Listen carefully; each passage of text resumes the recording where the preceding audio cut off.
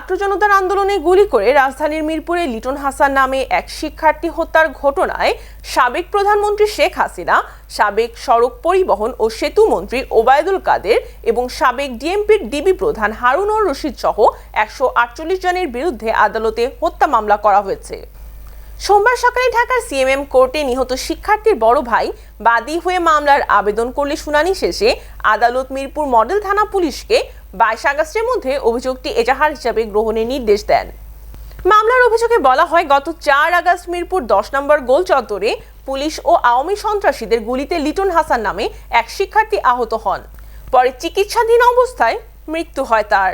বাদীপক্ষের আইনজীবী ইলতুৎমিশ সওদাগর অ্যানি বলেন, আসামিদের নির্দেশে আন্দোলন দমন করতে শিক্ষার্থীদের গুলি করে হত্যা করা হয়।